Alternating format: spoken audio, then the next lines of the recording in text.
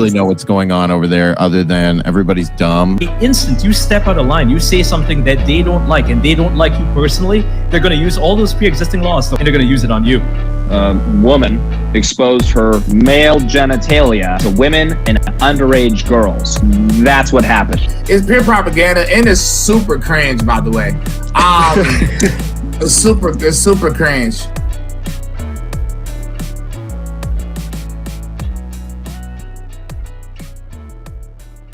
Cringe, Eric Butler. Welcome everybody. We're demonetized already. I'm happy to report. Seconds in. Is it because of the AJ reference in the title? Perhaps it must be. Be it.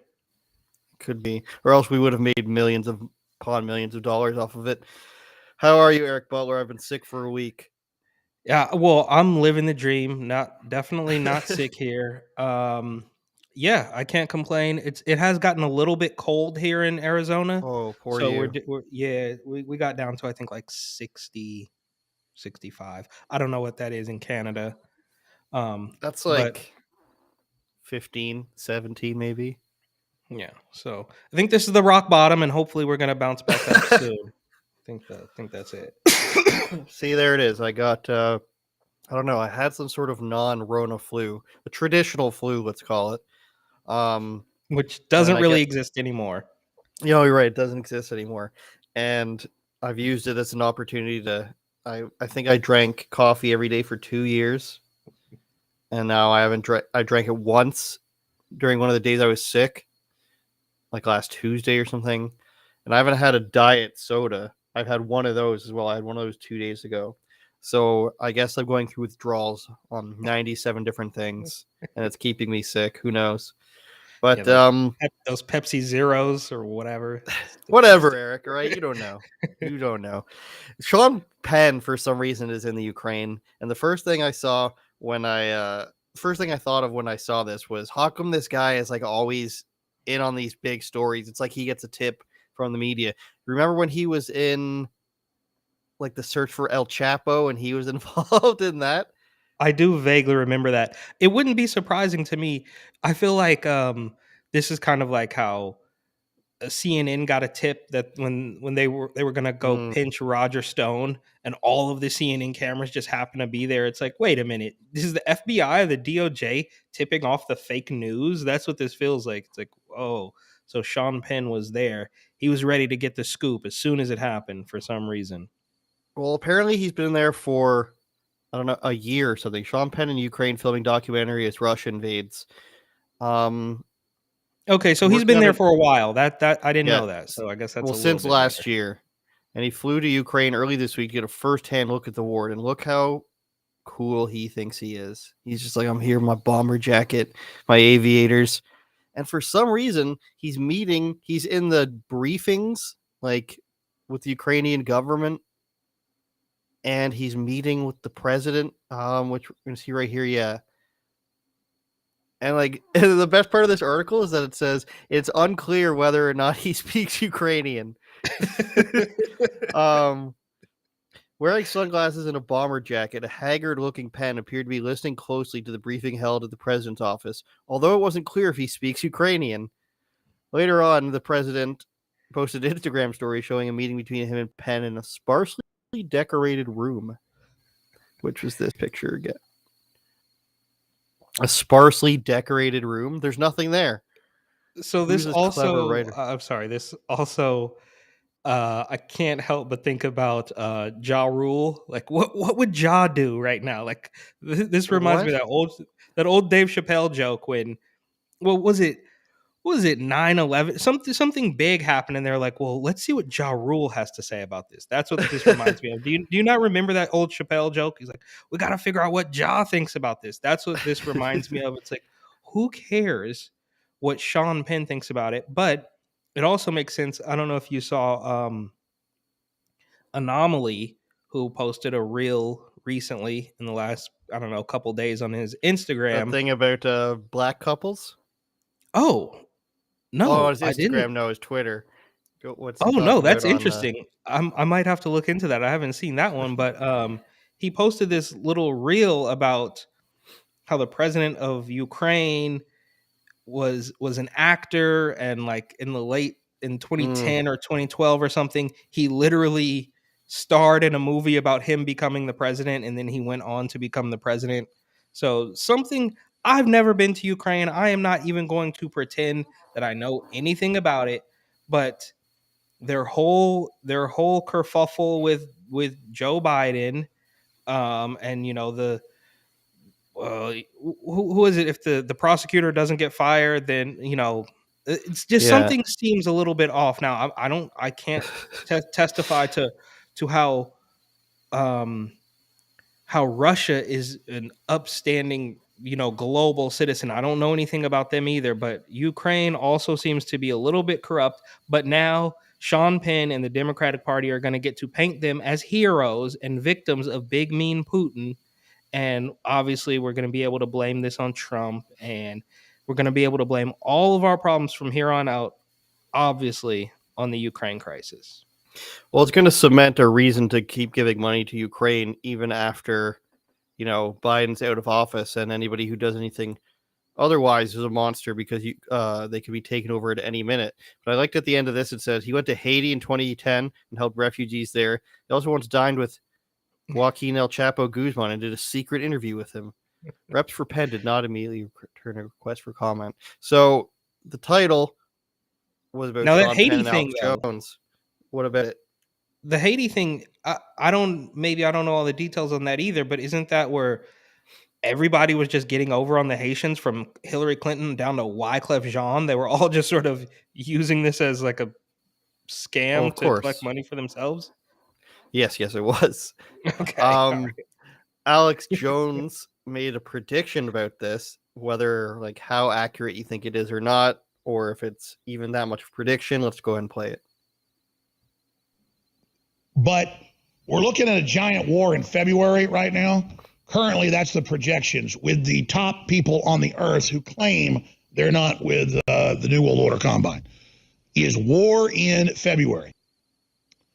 And this is the type of time, like right before World War I, right before World War II, when everything kicks off. So that was apparently in November. What are you taking from that, Eric? Yeah, look, we all know this is one of the huge reasons why they have to censor this man with all of their might, get him off the internet, and who knows where he's getting some of this information from. But I think you would be silly to just continually call him crazy and totally write him off. That's what they want, right? That's the same way they built up the term conspiracy theorist even before Alex Jones was popular. It's all fake. It's to point you in the wrong direction and give you the mis or disinformation, of course, and claim that everything they're saying is the honest to God's truth. Now, I think we all know that that's completely wrong. And it's just hilarious to watch this guy be right time after time after time. And no matter what happens, certain people still aren't waking up because he's been so successfully smeared. And I think no shade, but I feel like the same thing has happened to Rebel News too. Like, you guys have been successfully smeared to the point where you could literally report, there is a truck parked out front of my apartment, and people would say, no, there's not. It's like they've been conditioned so heavily to not believe what he says. And there's certain outlets, I think Breitbart too is in there, or they'll just be like, well, that's a far right wing. And the smears just continue on. We've hopped now from, it was Australia, then of course it was Canada, and now it's Ukraine. We had to me, this is just another thing, bro. It's just another shiny new object as far as because we'll see now that Eric Adams is now being pressured by the commissioner of the NBA to back off the mandates. So think about that, right? The NBA was, if I recall correctly, one of the first big businesses to bow down to Rona. And they stopped everything at the beginning because it was so super scary. But now in this, going into year 3, heading into the 3rd year of this, Adam Silver is now petitioning Eric Adams in New York to say, let's back off. And I think we all know that the NBA is basically the middleman between America and China, bro. The NBA is basically, they're owned by Nike, and Nike is basically owned by China. So maybe I'm starting to look like Charlie with the, the conspiracy board, but it's a little bit strange to me that how basically in the same week, people from California and New York are backing off of their vax mandates at the same time that World War III basically starts, and it, of course, it's surrounding the country that Joe Biden went to bat for, and the same reason why Donald Trump got impeached the first time. So if anybody is just going to look at all of this and continue to say that they're completely unrelated, there's all coincidences, it's nothing we should be worried about, I think you should take a step back and look at it all over again, because there's something going on here. I can't say what it is. Who knows? But it's not normal. That's all I can say. One of the things I'm reading is a trending thing of Africans in Ukraine, and people are saying that Africans are facing racism as they leave the country. So I'm guessing this is like Russian propaganda going the other way about how mean Ukrainians are. So this is allegedly Africans not being allowed to get on trains out of Ukraine. Did not realize there were so many. Maybe the train's just full. I don't know. This is one of the things that's being shared online right now. So wait, so now this is painting the Ukrainians as being racist. Correct. That's what this whole hashtag Africans in Ukraine is supposedly about. We met Africans at the border. They have been here for 2 days, but Ukrainian police army refuse to let them pass. It's pretty dark. Okay. So now now doesn't this kind of work against the narrative? Is this something that the mainstream is trying to keep out? Because aren't we supposed to be feeling nothing but empathy and pity, I guess, for Ukraine? So they can't be considered racist now. That's the worst. That's literally the worst thing to be called in the book. This white girl is allowed on, though.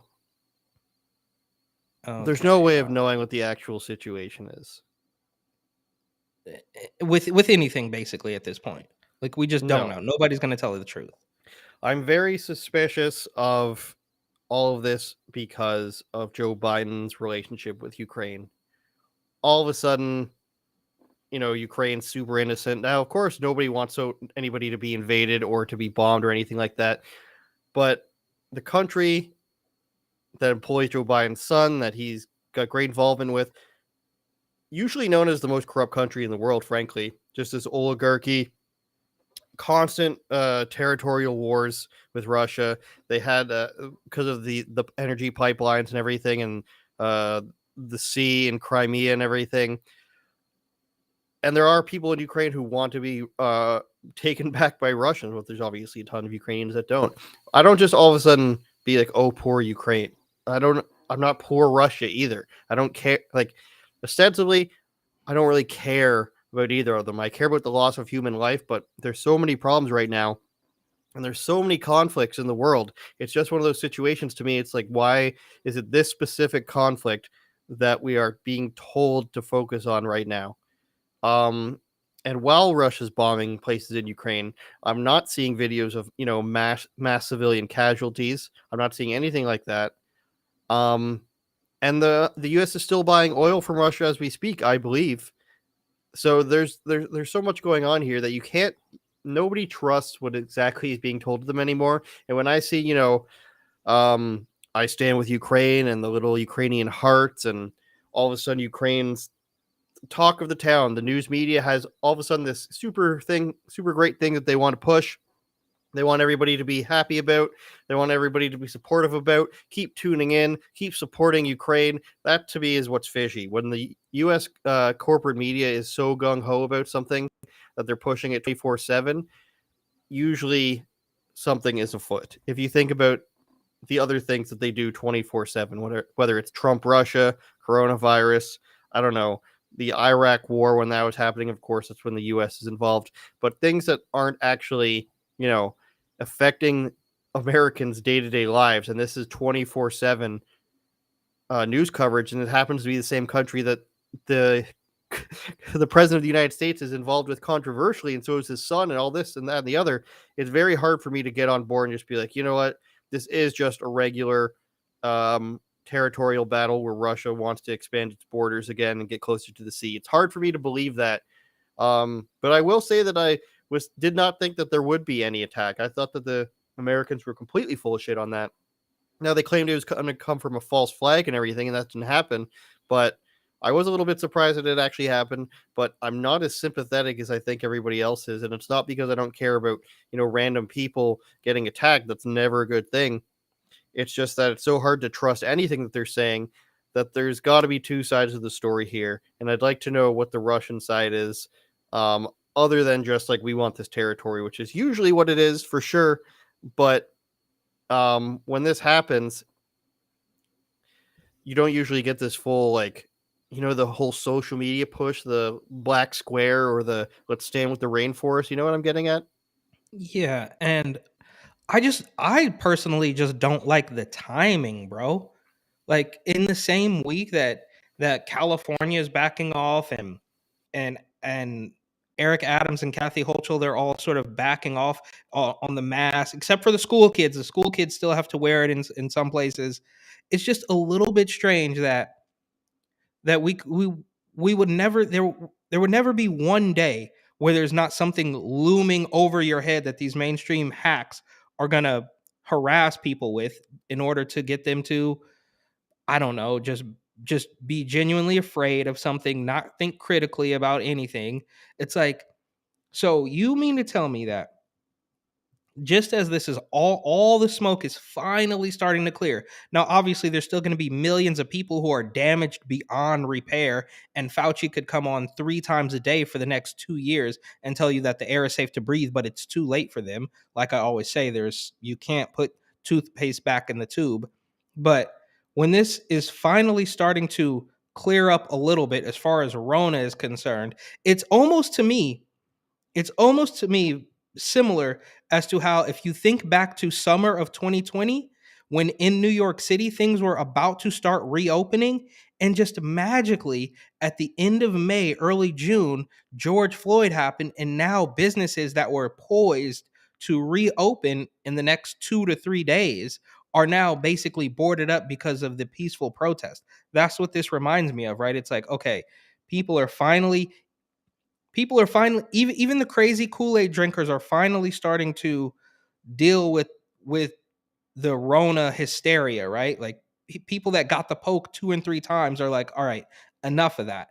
And just in the nick of time, so that we can blame all of our problems on something, we have to have a scapegoat, because it's not our policy positions, it's not the governance, it's not printing trillions of dollars in a span of 6 months or whatever. None of that is our problem. This problem is now all because of Ukraine, as we saw. I think it was CBS that just got completely lambasted for saying, oh, well, gas prices are being caused by the Ukraine crisis. They can never go a day without instilling fear into people and just telling you that if you don't obey us, if you don't believe us, then you're going to die. And if it's not you, just know that if you don't agree with the route that the Joe Biden administration and Psaki and all these people, if you don't agree with what they're saying, you are a traitor. If you don't hate Vladimir Putin and Russia the same way that you were trained to hate Donald Trump, then you are obviously a racist. You don't care if people die. You don't care if big bad Putin comes in and destroys an entire country, then you are just one of the most evil people on earth. It's the same playbook, right? I mean, we literally saw that if you don't wear a mask, then you don't care about people's life. If you aren't vocally opposed to Vladimir Putin and whatever Hillary Clinton is pumping into people's heads and the mainstream media, if you're not for that, then this is now the division tool. So it used to be black and white. It used to be Latinx and transgender. And then we moved on to vaxxed versus unvaxxed. And now it's like, do you believe everything the media tells you about Russia? If you don't, then you're a right-wing, racist, horse worm Rogan supporter. And it has to be something. There could never be one day where there's no manipulation tactic happening. Yeah, and it's happening more rapidly. You see it when it went from coronavirus, and you saw it when it went from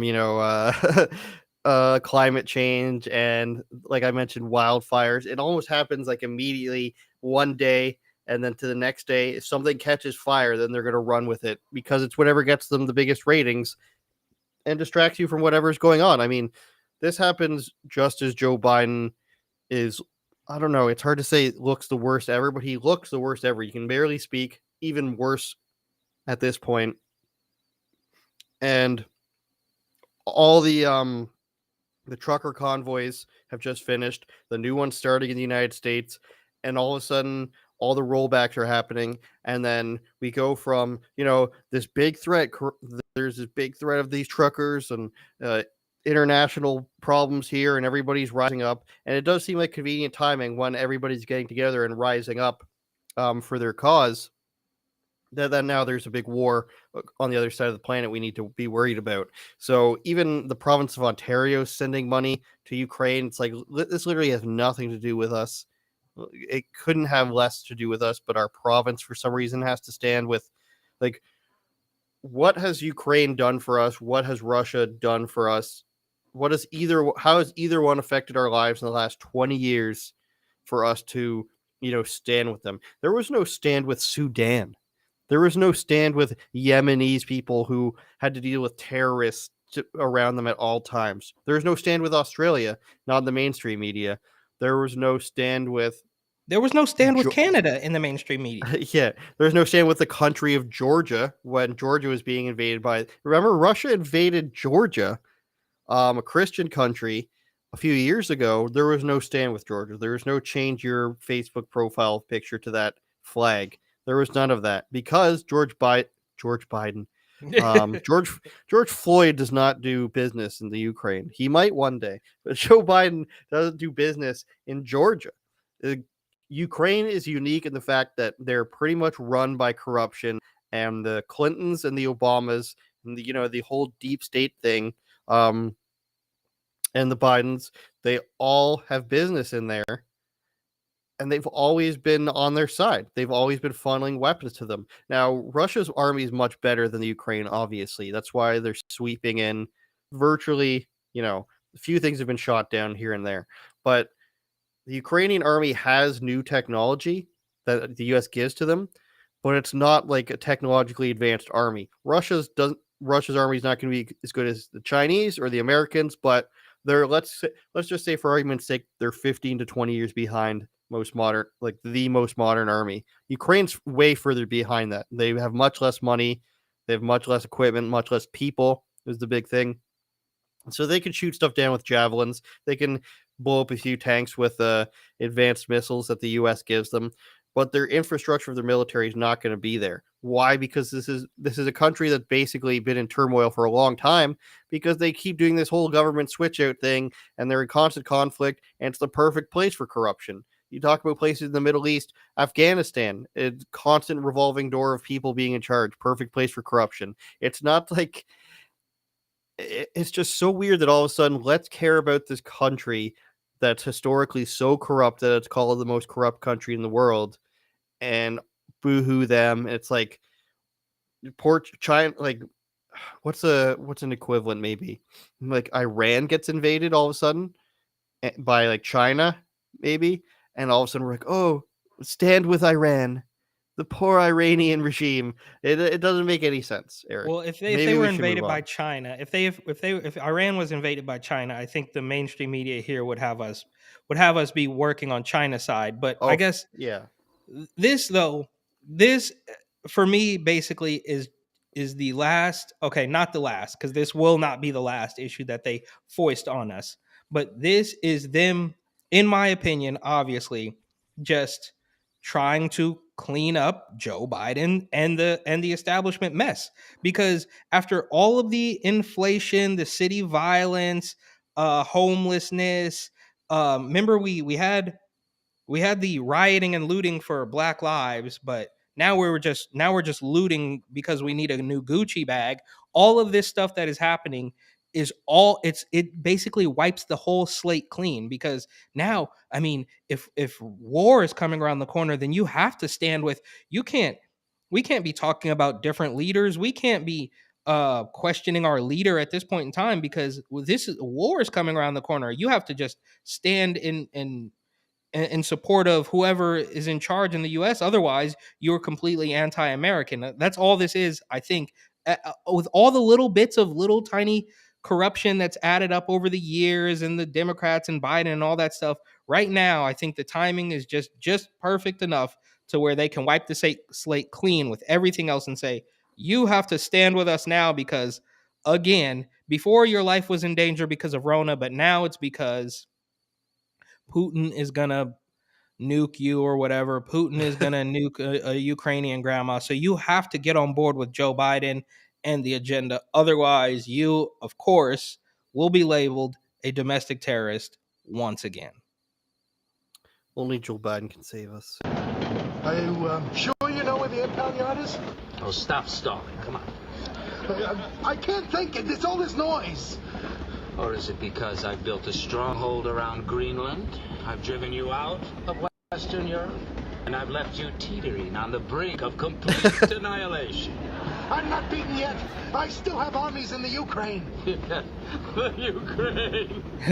You know what the Ukraine is? It's a sitting duck. A road apple, Newman. The Ukraine is weak. It's feeble.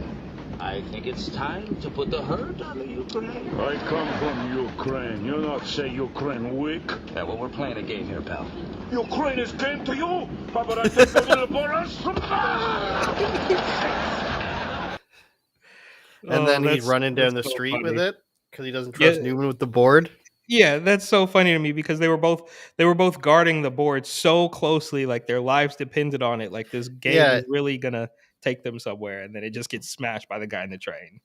Well, it never made sense to me how he was to keep the board in proper shape while he's running it down the street, because they're towing his car. Hey, it's Seinfeld, bro. You gotta look over some of those plot holes. It's classic stuff. The one I watched last night was The Race. That's I think one of my favorite episodes. Oh, they're Jerry all races the guy. Yeah. That he got the head start in high school. Absolutely. Oh, classic. The big race. Oh yeah, and George is pretending that they're not friends. Oh, it's classic. Yeah, he's a millionaire or whatever, a billionaire. Let's do a quick part of Joe Rogan here, trash talking Bill Gates. Get a little Bill Gates into us. It's pretty funny. When a guy like that says that, I'm like, are you making money because of this? Like, why are you saying that? And by the way, you look like shit.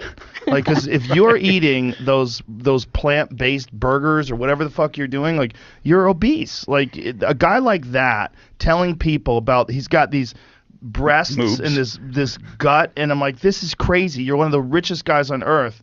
You have access to the best nutrients, you could have an amazing trainer. You could be in phenomenal shape, and you're giving out public health advice.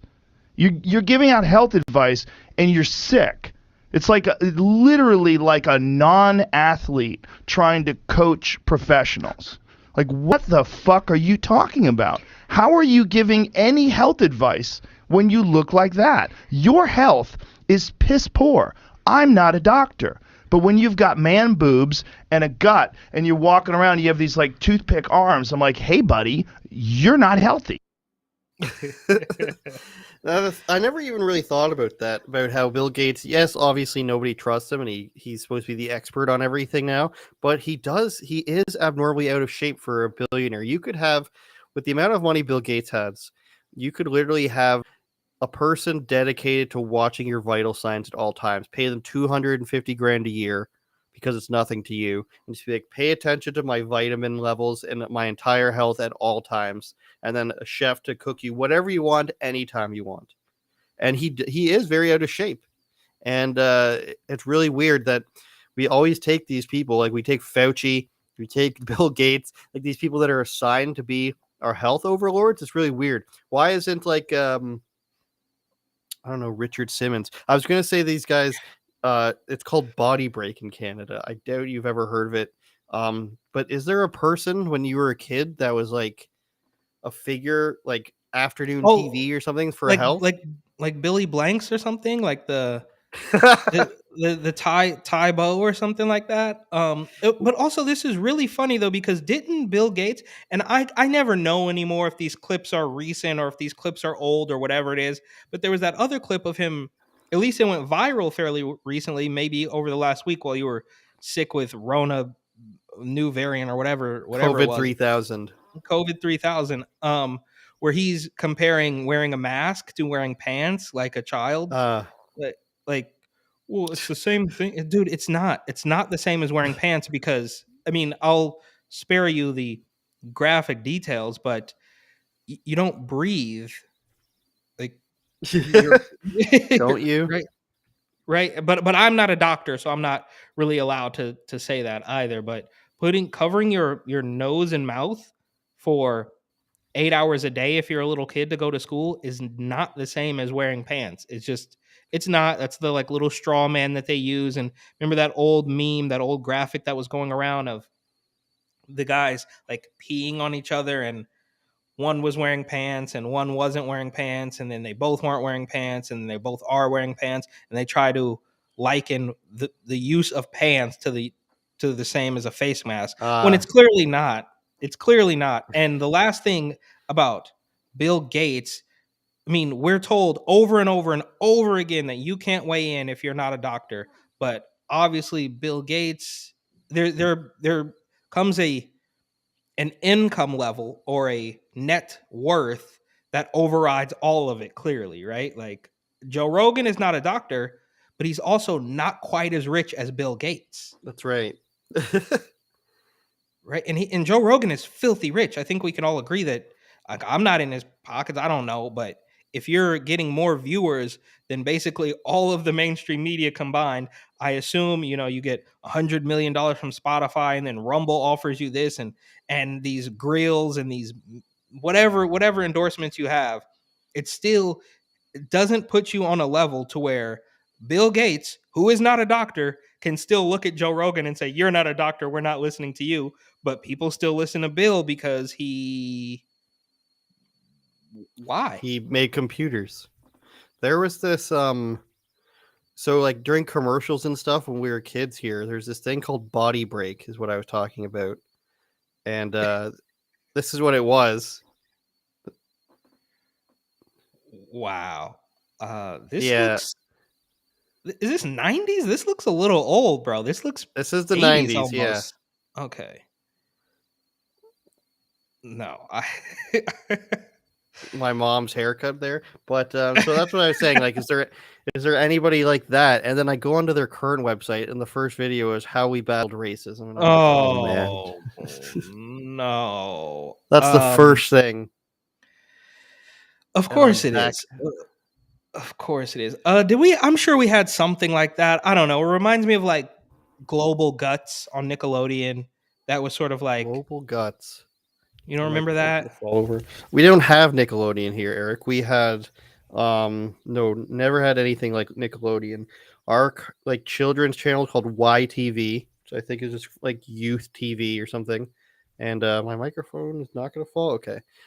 And of course the Family Channel, which is where all those terrible shows like iCarly and stuff. I don't know. I never watched it, but that's one of them I know. Global Guts.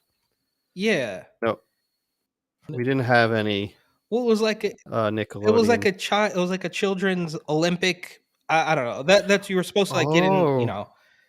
I don't know if you were supposed to get in shape, but maybe it was supposed to like inspire you. You could climb the rock and all this stuff. You know what? I saw this, but I didn't know what it was when I was a kid. Yeah. You know what I liked better than this was the Crypt Keeper show that had like the Crypt Keeper looks like Nancy Pelosi. Yes, of course, but there was a version where they went to like Universal Studios or something, and they had like a Crypt Keeper themed obstacle course show that was like every week. That's what kept me in shape as a kid. I mean, I was in better shape back then, running track and playing basketball and stuff. I've lost a step since then.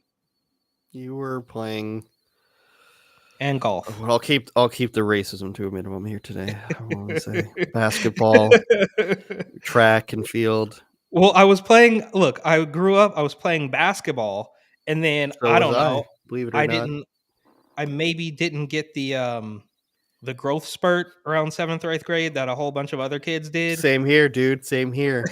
So then I was like, you know what? I'm switching to golf, and that's what happened. Now, of course, the golf kids were much more degenerate. The basketball kids were. That's where. Look, I haven't really drank soda since high school because of those basketball kids. Now I dabbled a little bit in soda during college, with of vodka Sprite or something. But it was funny because the basketball kids, if you will. No comment. The basketball kids were far more diligent when it came to like the healthy stuff. And then when I got on the golf course and they were like smoking weed out of a Gatorade bottle, and it was just a completely different thing, but neither here nor there. Black guys on my basketball team never tried to tell me about nutrition at all. They would steal from me. They'd give it back, but if I left anything around, then they went through it all.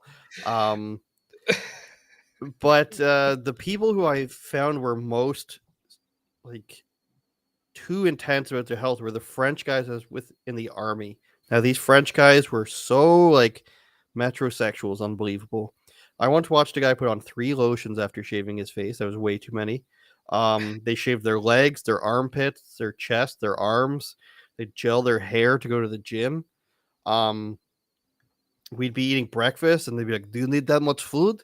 Are you going to burn that many calories today? You need that much food?" It's like, we're in the military here. I don't like. Why do we need to watch like the extra serving of scrambled eggs I have? But like the French guys are the most vain. I just picture them into, like, smoking cigarettes, though. No, they didn't smoke cigarettes. Okay, these new Frenchmen, they're too pretty. They're too into their looks, and it was very easy to break them mentally in sports. If they'd give up pretty quickly in hockey if we started beating them.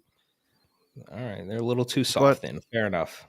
Yes, my French people. Eric Adams is saying to get out of your pajamas. The mayor of New York, whom has been a big disappointment, I think. He hasn't really done anything besides lessen bail conditions, I believe. Which is why didn't a woman get stabbed recently? An Asian woman got stabbed to death by a guy who followed her home, and he was out on bail for a bunch of crimes, and he stalked her and stabbed her like 30 times or something like that. If you didn't hear about that. No. Well, the stories are coming out literally every day. There's another story. They're impossible to keep track of. It's a regular thing in New York. And I will say, if I understand this correctly, I don't think he was behind the bail reform. I think it was de Blasio. Well, he's the one who said that they shouldn't be in prison for some of the like crimes where it's like you rob somebody with a gun, but you don't actually shoot them. I think it was that sort of stuff. Okay, well that's. I mean, the guy's he's an awful political hack. I'm not defending him by any stretch of the imagination, but I think because this is what was weird to me is that a couple weeks ago when Eric Adams jumped out the window and said the press is racist and the newsrooms need to diversify so that when I look out at my press conferences, I will see people who look like me. Now, granted, he's a 60-year-old man, bro. Why are you so worried about people that, quote, look like you? That's the lamest, stupidest excuse, but these people, that's par for the course. Also very weird. Well, but so when he claimed that the media was racist, he said that because, as I understand it, he was up in Albany, the capital of the state, trying to sort of reverse these awful bail reform laws. And his former Democrats up in Albany weren't going for it. So he basically failed. He failed at trying to, quote unquote, bring a little bit of safety to New York City. And that failure that was handed to him by Democrats in Albany was played up by the media as a failure for Eric Adams. Now he's going to fail no matter what, because failure for him is actually is actually mission accomplished, right? Like we can all sit here and pretend that he's trying to help the city, but I think we all know that this is a managed decline. Now, perhaps it's gotten a little bit out of control, and they maybe didn't want it to go quite as fast and as awful as it has been. But it's just funny that he is blaming not only his Democratic colleagues in Albany, but his Democratic colleagues also in the media for being racist, for handing him a loss on the bail reform that is supposed to be helping the city. And it's just a awful tangled web that they have that he's painted himself into this corner. The rest of the Democrats in New York have painted themselves into this corner. And when all else fails, you just say the word racism, and sometimes it works. Most of the time it works. Sometimes it doesn't. And then you just go on to the next thing and blame it on. Look, the politics in New York is so corrupt. I mean, all the way to the core. There's nowhere you can take your grievances, because all the way up at the top of that ladder, it's some New York Supreme Court justice who's still going to say, well, I follow the science, and that's why kids still need to be wearing a mask. Even though, okay, I take that back, because I think that the New York State Supreme Court said kids should not be forced to wear masks. And what did Eric Adams do? He said, no, we're not, whatever. Who cares what the New York Supreme Court says? So the point I'm making is, no matter what happens, these people have quite literally no self-awareness, or I guess they do and they just don't care, because not caring is where they get their strength from. If they cared about looking like hypocrites, then nothing would work. But the hypocrisy is the point, right? So I said all that to say I can't stand Eric Adams, and now he is being leaned on. He's being leaned on by the NBA, and he's backing off of his thing and saying, oh, you can't stay in your pajamas. Now, what was it? 90 days ago, where they were still claiming that you can't go eat at a restaurant, you can't go anywhere without a mask. And I guess the science has just changed so much now that people need to get back to work. Google is doing the same thing. Have you seen that? Google is now backing off their vax requirements and getting people back into the office. It's all really strange to me. All right, while World War III is breaking out as well. Well, they scared everybody into not going into work, and they paid them to stay home. So now Eric Adams doesn't want people to stay home, because a lot of things in New York require customer service. It's probably the transit. I mean, there's so many things. Like, I obviously haven't lived there, but it seems like it's one of those cities that does thrive on like everybody being around, and like needing to be people on the streets to buy food at restaurants, to buy food at vendors, to use the public transit, to all sorts of stuff. I don't know what else there is, but there's so many stores that maybe you shouldn't have shut them down the whole time. Maybe you shouldn't have done this. This wouldn't have happened, but now they're facing a shortage all over the place of people wanting to come back to work, and it's raising job prices. And I was just looking and found this article: 18 jobs that paid $20 an hour with little or no experience, and like proofreader, virtual assistant. But on top of that, there's like this taco place that's $20 an hour last year because they can't find people to hire. McDonald's was another one that was paying people $20 an hour. Here's Whataburger. Just looking through the list here. Panda Express, between $15 to $20 an hour. So all these places, and I'm hearing about this in other cities when I just watch shows about, like, in Texas and Tennessee and stuff like that. You can make like $20 an hour doing fast food. Imagine being a teenager and getting paid $20 an hour in a market that isn't like hyperinflated. It'd be insane. You'd have so much money on your hands. Yeah, and we're still dealing with this crazy inflation, though. Like, I saw, and this maybe. Okay, I'm just gonna say it here, right? I used to pay $1.99 per pound for regular green grapes, not the organic or anything, just the regular green grapes. That price, since I've moved to Arizona, 5 months ago, has literally gone from $1.99 to $2.99. Every single thing. Every time I go to Trader Joe's, something that I buy has gone up 50 cents to $1. It's crazy. It's crazy. Like, we also don't have that here. Well, I like Trader Joe's a lot, and it was very sad to see what they did during the virus, and they were like the crazy super mask Nazis. They don't have them in South Dakota, so I didn't get to go there. But I mean, Trader Joe's is notoriously cheap, right? They sort of what do they call it, like vertically integrate or whatever, so they don't really have too many vendors. It's all like produced in their warehouse or whatever. However they do it, it's all Trader Joe's brand stuff, so it's cheaper.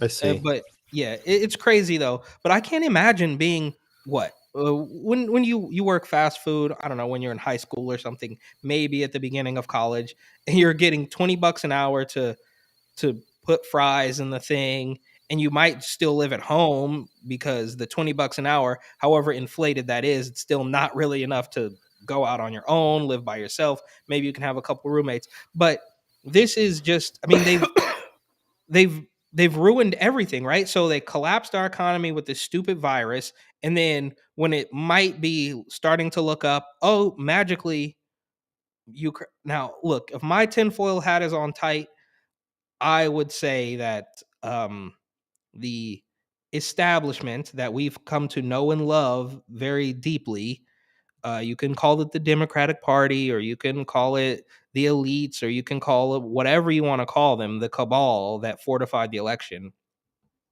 They have still figured out a way to make sure that, okay, we can let Rona go by the wayside slowly but surely, but we're still gonna need something to push fear into these people. We're still gonna need something to berate them and say that they're not loyal if they don't agree with everything we do. So there's literally nothing better than a war, and here we are. You can't say that, Eric. If it was hopefully we'll pay the Taco Bell in my area enough money to finally be fast. Generations have gone by, Eric, where the Taco Bell staff has turned to shit in Oshawa, Ontario, Canada, and I miss the days of guy with giant sideburns serving me my fry supreme. He was good. Me and my friend Joel had a preferred staff. We would learn their time when they worked, and that's when we would go to Taco Bell. Because the guy with giant sideburns. Yeah, well, it's not even that they hooked us up; that they were just fast and good. Now you can sit in the drive-thru for 30 minutes and be missing items. I don't know. Taco Bell cast. I found a random video. Let's watch it. Can I get a reaction? I shouldn't be shocked that I've had a reaction. No, it's just I've had this last for a week now. I'm coming here almost every day. First time somebody said something. People that are walking in the wall every day. Provocative. Okay. And then they appear. You're going to turn that off, or you're out of here. Why is he getting kicked out for a Trump mask? It's private property. No, it's not. Yes, it is. No, it's not. Oh, because you're 17 no, and you understand. I'm not 17. I'm 21. Turn off. Or leave. 7109 not today. Cops coming. Ooh, so scared. Oh, ooh. I'm wearing it right now. Ma'am, you did not change it the first time. Yes, I did. You changed it when I asked you. I asked you to change it. And you asked if I was going to keep it on, and I said yes. Ma'am, I talked to the pilot and I said yes. Ma'am, the pilot and the flight Under what conditions? Because they don't feel comfortable with you on the aircraft. Because I'm wearing a mask like you told me to? What? I'm sitting here. I haven't done anything. Ma'am, I need you. I literally have just put my mask on. Please. I can do that, but I don't understand under what conditions. We can talk about it more, but right now we're not comfortable with you guys saying. And here's Dominique, just an FYI for Denver. The passenger's refusing to come off, and she's filming me. Yes, and she's filming me. It's ridiculous. Okay, thank you. All right, we don't need to see the rest of that. Eric, would you get off the flight, or would you cause a big stink even though people are yelling at you? Well, a year ago, I would have got off. Today, it's big stink, 100%.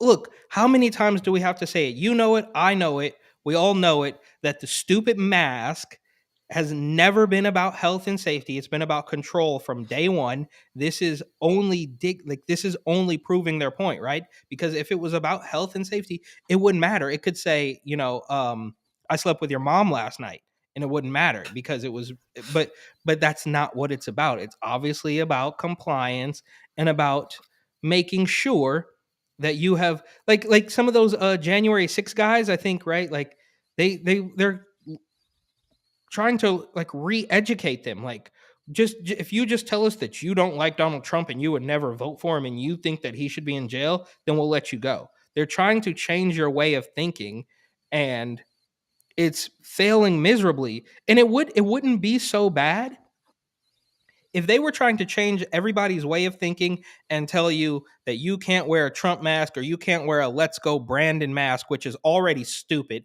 because the masks are stupid. But they they're telling you right then and there that this literally has nothing to do with your health. We just need for you to capitulate to our weirdo demands. So we, the party of the party that follows the science, is gonna out of one side of their mouth tell you that Leah Thomas is the best female swimmer ever, and that weirdo health secretary assistant or whatever is a real woman. Those very same people are going to tell you that we need you to wear a mask, but not that type of mask. I mean, what more do you need to see to make this abundantly clear that it has nothing to do with health or safety? Now, me personally, I saw this a long time ago with the empty testing facility all the way back in April of 2020. So it's not new to me, but it's still mind-boggling that some people haven't figured this out yet. How is that possible? I think that you just brought up the word of the day of Leah Thomas. That's what I think you did. And there seems to be news. We've got two articles here. One says Leah Thomas is no Jackie Robinson. This is from National Review. So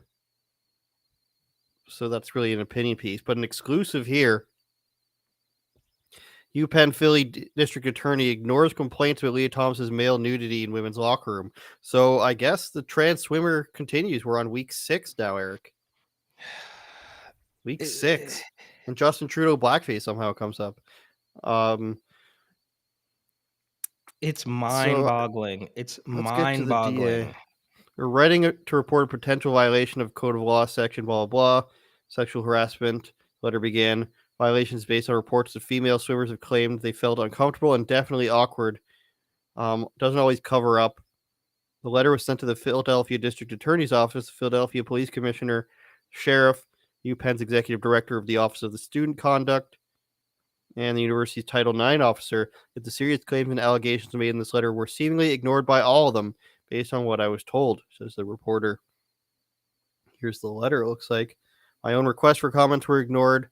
I emailed the district attorney's office and all these places. All the emails went unanswered. University of Pennsylvania policy is that if reports are made with or come to the attention of the following offices, they must ensure the appropriate action is taken, including notifying the university's AVP and Title IX officer. So I'm guessing nothing's going to happen there, Eric. Just screw the girls, I guess. Like, trans swimmers or bust. Yeah, and we obviously have this 2-tiered justice system, right? So they can just, and we saw the same thing in New York, right? Like the New York State Supreme Court says we can't force kids to wear masks. Eric Adams just says, we're going to do it anyways. Even when the Supreme Court, the United States Supreme Court said, Biden's vax mandate was overreach. Then what does Biden come out and do? He says, well, you should do it anyways. Same thing with the eviction moratorium. Oh, well, we're going to make sure nobody has to pay rent because Rona is still happening. And then the Supreme Court says, you can't really do that. And then Biden says, yeah, I know it's illegal, but we're going to do it anyways.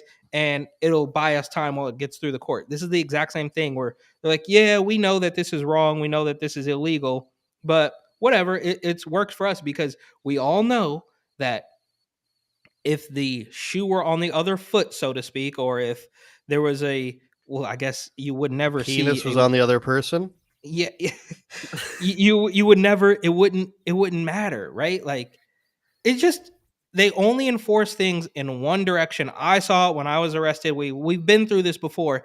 It's just astonishing how the 2-tiered justice system continues to I mean, it continues to bludgeon people who just, bro, there's just We're living no in a way. What's the trans equivalent to a patriarchy? The transiarchy? Yeah, or what is Jericho Green calls them the Ku Ku Ku Klux Trans. I don't know. He does it a lot funnier than I can do it. But that's what it is. They bludgeon you, bro. If you look with almost anything else, like with almost anything else, I'm open to all sides of the coin, or all points of view, 100%. But there's just, in this particular case, it just doesn't exist. Leah Thomas, we all seen the pictures. This guy's got this long wingspan. He's 6'4", whatever it is. It's just there's no hiding from it. How long are they going to hide from the truth? I mean, how long could this possibly go on? You want to spend the last few minutes on talking about this Kanye documentary? Oh, I mean, yeah. I didn't like the voiceover guy. I get that he's the director and everything. What's his name? Cootie. Cootie. Yeah. I didn't. He always said that Kanye was doing stuff like this. Yeah, yeah. And that's how it was every single time he talked like this. What were we talking about? I messaged you and asked about this rapper named PD Crack that I'd never heard of, and it was just so bad. I do remember PD Crack. The only thing is, PD Crack didn't even really make it to the one-hit wonder status. He was just kind of like a Rockefeller guy. You notice how we can't get the screen, eh? Like, it's just the Netflix has some weird thing where you can't like put so you can't share the actual video. Look, it's just showing the subtitles. Yeah. It's interesting. They're so good at that somehow. Yeah, it's like if you try to screenshot Netflix on your phone, it just comes up black. Does it? Yeah, yeah. Wow. I think the same with Hulu as well. Like if you're watching it on your phone and you just like if I just see like a funny Seinfeld scene or something, you try to screenshot it, it just comes up black. But the documentary was great, bro. Obviously, you're talking to a big Kanye West fan, so there's you're not gonna hear anything surprising for me. Except, I mean, I would just say that it was fairly inspiring, right? You see all this. What we got 3 hours of documentary, and they just got to the dropout. Like they haven't even covered his career yet. This is just him getting started. So it's gonna be crazy, bro. We're talking about I'm looking forward to it.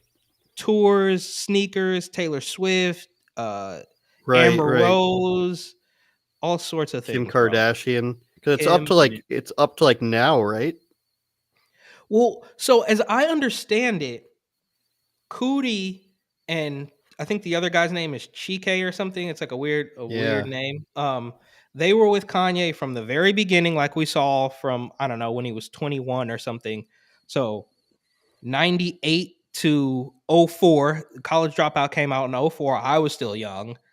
And then I heard it might have been another YouTube video or like a GQ interview or something where Cootie says that they parted ways after Kanye's mom died. So I guess Kanye kind of went a little ham in like 07, 08 when his mom died, and they didn't work together. They didn't speak for many years between like 07 and like 20 until like 2016 or something. So there's like a bunch of time where they didn't document anything, which totally makes sense because that's when he was really like, like now he's this is the end of his career, right? Like this is the end. I mean, I love Kanye, but this is, dude, you've been at it since 04. Like this is, it's over soon, right? Like this is the tail end. But in those peak years of that, graduation, 07, 08, 2010, 2012, My Beautiful Dark Twisted Fantasy, when Kanye really was like on top of the world, I can imagine that he's like, dude, right now I can't really be working with the guy who made my first video. No shade. It's just like, bro, I'm like this mega star right now. I need Steven Spielberg to direct the video. I can't use the guy who I grew up with across the street in Chicago anymore. Well, that's what he said with the Jesus Walks video, and it had like 3 different versions anyways. That is true. That is true. It's very interesting. Yeah, I've been trying to watch a lot of stuff like that lately, but none of it's as good. Like I started watching an Eminem one, and it's like it's mainly focused on like 2 reporters. Like I know more than these guys, and it's just interesting to see like how Rockefeller Records really worked and how they were just like basically we'll sign you and we'll give you no support until you show that you can become a star.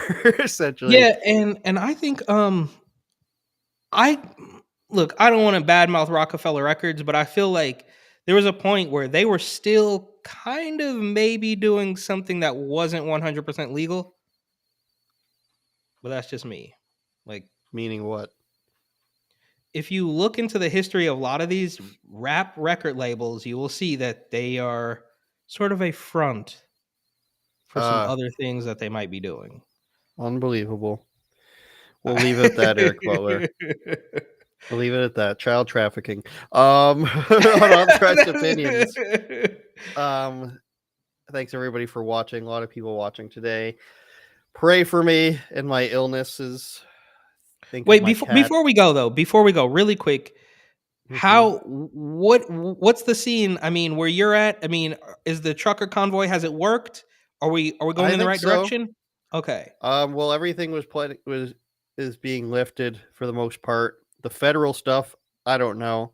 They're going to use Ukraine as the distraction now for everything. But our stuff is our vaccine passport's supposed to be gone on Tuesday. And then within 2 weeks after that, we're supposed to lose the mask mandate. And then I can finally get my ass back in the gym. That's where we're at right now. Awesome. Could be worse, I suppose. And hopefully by next week we'll have an American trucker convoy to talk about. They might get stopped dead in their tracks. I don't really know what to expect from them. I expect them to block off DC, basically. They've done it before. They'll do it again, I think. Well, I hope so. I hope this is just... Turn it up, Jordan.